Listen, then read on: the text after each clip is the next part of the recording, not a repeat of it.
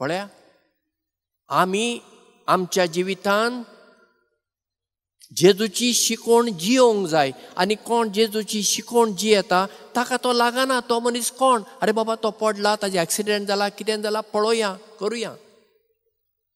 बरें आमकां जर भिरांत दिसता आमी पुलिसींक फोन मारूंक जाता न्ही आनी सांगूंक जाता न्ही आतांचो कायदो म्हणटा तुवें जर पुलिसींक केलें तुका कांय मागीर ते आपोवचें नात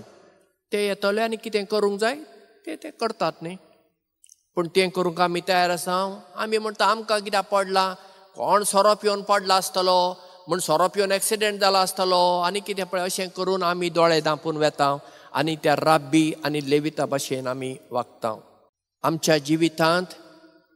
आमी दुसऱ्या कडेन पळयतना तो म्हजो गांवचो तो म्हजो सयरो तो म्हजो इश्ट ती म्हजी इश्टीण हें पळोवंक उपकार ना त्या मनशाक म्हजी गरज आसा देखून तो म्हाका शेजारी जेजूचे नदरेंतल्यान शेजारी म्हणजे तुज्या शेजारा रावता तोच न्हय कोणाक तुजी गरज आसा तो तुजो शेजारी जाता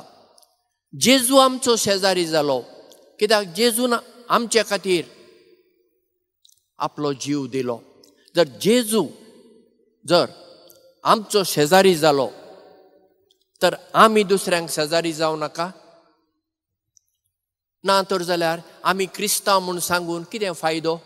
मिसाक येवन कितें फायदो रजार मागणें करून नोवेनां करून कितें फायदो आमच्या उतरांतल्यान न्हय आमच्या करण्यांतल्यान आमी दाखोवंक जाय आमी खरीं क्रिस्तांवां आनी खरीं क्रिस्तांवां जेजूची शिकवण पुर्ती पाळटात देवाचो मोग आनी मनशाचो मोग म्हणजे एका नाण्याच्यो दोन कुशी नाणें तुमी पळयलां कॉयन ताका दोन कुशी आसात त्यो वेगळ्यो पूण त्यो वेगळ्यो करूंक जायना तुका जर देवाचो खरो मोग आसा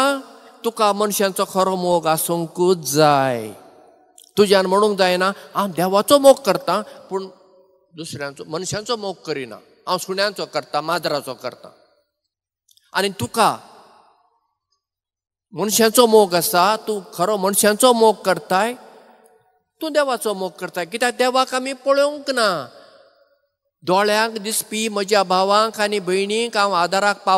पावना आनी दोळ्याक दिसनासल्या देवाचो मोग करता म्हणल्यार हांव फटकिरो म्हणटा सांजुवांव आमी खरी क्रिस्तांवां जावया जात कात धर्म रंग कितेंच पळयनासतना कोण गरजे आकांताक सांपडला त्या मनशांक पावुया कित्याक ती मनशां आमचे भाव आमच्यो भयणी